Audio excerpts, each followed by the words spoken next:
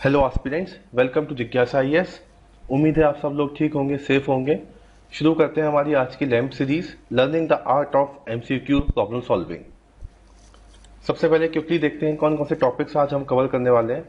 The first one is world organisation of for animal health, world press freedom index, foreign exchange reserves, national institute of urban affairs, African swine fever. Okay, इन सब topics के बारे में अगर आप detail में पढ़ना चाहते हैं तो आप हमारी वेबसाइट पर जाकर देख सकते हैं। वहाँ पे डिटेल्ड एक्सप्लेनेशन है इन सब टॉपिक्स का। इनसे रिलेटेड जो भी एमसीक्यू होंगे और वो अभी क्यों न्यूज में है, हम आज इस वीडियो में देखेंगे। फर्स्ट क्वेश्चन देखते हैं आज का हमारा। Consider the following statement about world organisation for animal health.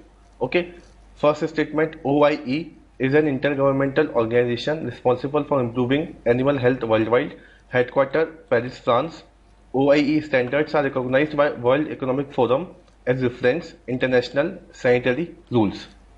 Option है इसके A 1 and 3, 1 and 2, 2 and 3, 1 to 3। आप वीडियो को पॉज करके कमेंट सेक्शन में अपने आंसर लिख सकते हैं। हम क्विकली इसका एक्सप्लेनेशन और इसका आंसर देखते हैं। सबसे पहले तो OIE का मतलब है ऑफिस इंटरनेशनल डैश एपिजोटीज। ये इसका पुराना नाम है, पहले इस नाम से इसको जाना जाता था और इसका हेडक्वार्टर फ्रांस में है। अगर आपको इसका पुराना नाम भी याद है तो एपिजोटीज, ई से है इसका एपिजोटीज, तो फ्रांस लैंग्वेज में है, इसका नाम पहले रखा हुआ था, तो हेडक्वार्टर इसका फ्रांस में है। इसके अलावा अगर आप देखेंगे, अगर आपने इकोनॉमिक ठीक से पढ़ा होगा, आप देखेंगे sanitary rules, phyto sanitary rules और टेक्निकल बैरियर्स ऑफ ट्रेड, इनको WTO कवर करता है। ठीक है, they are not under world economic forum. Okay, world economic forum के अंदर नहीं आते हैं वो, तो थर्ड स्टेटमेंट यहाँ से हमारा गलत हो जाएगा। ओके, तो answer will be 1 and 2। 3 option आप यहाँ से एलिमिनेट कर सकते हैं। ओके, एक्सप्रेशन देखते हैं इसका। B, OIE is an inter governmental organisation. In 2018 total members के 182 थे और जो स्टैंडर्ड्स हैं इसके सैनिटरी रूल्स वाले वो WTO के अंदर आते हैं, वर्ल्ड ट्रेड ऑर्गेनाइजेशन के अंदर। हेडक्वार्टर इसका पेरिस फ्रांस में है। अभी न्यूज में क्यों है ये? अभी न्यूज में ये इसलिए है क्योंकि सेंटर ने एडवाइस किया है आसाम गवर्नमेंट को to go for culling of pigs affected by African swine fever. African swine fever को लेकर हमने एक अलग से क्वेश्चन बनाया है, हम उसको भी डिस्कस करेंगे। अभी क्या हुआ है कि सेंटर ने बोला है कि to go for culling of pigs. Culling क्या होता है? Culling is the process of segregating organism from a group according to desired और अनडिजायर्ड कैरेक्टरिस्टिक्स। कुछ स्वाइन्स को अफ्रीकन स्वाइन फीवर के थ्रू अफेक्टेड बता रहे हैं वो, और ये डिसीज जो है वो आगे ना फैले, इसलिए सेंट्रल गवर्नमेंट ने बोला है कि आप कैटेगोरिकली जाकर कुछ स्वाइन की आप कलिंग के लिए आप जा सकते हैं, कलिंग और पिग्स के लिए आप जा सकते हैं, ताकि डिसीज जो है ये आगे स्प्रेड ना हो। ओके, नेक्स्ट क्वेश्चन हमारा देखते हैं आज का। Which are the following releases world press freedom index. World press freedom index कौन रिलीज करता है? हमने कल और परसों वाली वीडियोस में भी कुछ इंडेक्सेस देखे थे, आज ये नया इंडेक्स है वर्ल्ड प्रेस फ्रीडम इंडेक्स। कौन निकलता है इसका? पहला ऑप्शन है American society of news editor, the economist, reporters without borders और नन ऑफ द अबव। अब इसमें आप देखेंगे द इकोनॉमिस्ट को आप इजीली एलिमिनेट कर सकते हैं, बिकॉज द इकोनॉमिक्स जनरली वही इंडेक्सेस निकालता है जो इकोनॉमी से रिलेटेड होते हैं। ठीक है, इस तरह का प्रेस फ्रीडम इंडेक्स इकोनॉमिक्स नहीं निकालेगा क्योंकि ये काफी बड़ा इंडेक्स है, तो उसको अलग से कोई ऑर्गेनाइजेशन निकाल दी होगी। तो इसका आंसर अगर आप ए और सी में से एलिमिनेट करने की कोशिश करेंगे तो ए एलिमिनेट हो जाएगा, सी इसका आंसर है रिपोर्टर्स विदाउट बॉर्डर्स। ओके, तो याद रखिएगा world press freedom index 2020 reporters without borders के द्वारा रिलीज किया जाता है। एक्सप्रेशन देखते हैं इसका जल्दी से। Latest survey of reporters without borders show India dropping 2 places. हम 2 प्लेसेस नीचे आ चुके हैं और अभी हमारी रैंकिंग है 142nd। Okay, out of 180 countries. Bhutan, Nepal, Sri Lanka ranked higher, हमसे ज्यादा हायर रैंकिंग है उनकी। और इस बार की जो थीम थी जर्नलिज्म विदाउट फियर और फेवर। ओके, और 3rd मई को ये सेलिब्रेट किया जाता है, ऑब्जर्व किया जाता है इसको, वर्ल्ड प्रेस फ्रीडम इंडेक्स को। रिपोर्टर्स विदाउट बॉर्डर्स इसको रिलीज करता है। और अगर ये मीन्स में अगर कोई आपको कहीं भी लिखना हो इस क्वेश्चन के बारे में, मीडिया फ्रीडम को लेकर कोई भी क्वेश्चन आ जाता है, तो आप वहां पे भी इसको मेंशन कर सकते हैं। इसका जो काम होता है, वर्ल्ड प्रेस फ्रीडम इंडेक्स का जो काम होता है, it celebrate the fundamental principle of press freedom, it defend the media from attacks on their independence. ये कुछ इसके फंक्शंस होते हैं। अगला क्वेश्चन हम देखते हैं। Which of the following is और are not a part of India's foreign exchange reserves. इनमें से कौन से फॉरेन एक्सचेंज रिजर्व्स के पार्ट नहीं है? याद रखिएगा, नॉट लिखा हुआ है, not the part of. First is FCA foreign currency assets, gold reserves, SDR reserve position with the International Monetary Fund. ठीक है, नॉट पूछा हुआ है इसमें। ठीक है, नॉट अ पार्ट। तो ये काफी बेसिक क्वेश्चन है, आपने इकोनॉमी में इसको 100% पढ़ा होगा अगर आपने इकोनॉमी ठीक से पढ़ी है तो।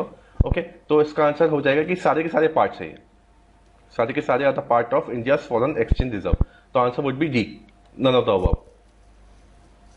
इसका देखते हैं कि all the four are the parts of India foreign exchange reserve. अभी न्यूज में क्यों है ये, क्योंकि इंडिया का जो फॉरेन एक्सचेंज रिजर्व है वो डिक्लाइन हो गया है। ठीक है, डिक्लाइन हो गया है, हमारे जो फॉरेन करेंसी असेट्स हैं वो उस पर कमी आई है, वो डिक्लाइन हो गए, इस वजह से ये अभी न्यूज में है। अगले क्वेश्चन पे आते हैं। Consider the following statement about national institute of urban affairs NIUA।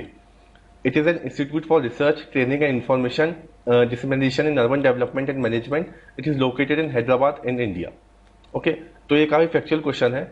Hyderabad में इसका सेंटर नहीं है, हैदराबाद में it is not situated in Hyderabad. Mainly इस तरह की जो नेशनल इंस्टीट्यूट होती हैं उनकी लोकेशन न्यू दिल्ली आती है, तो आंसर इसका हो जाएगा ए।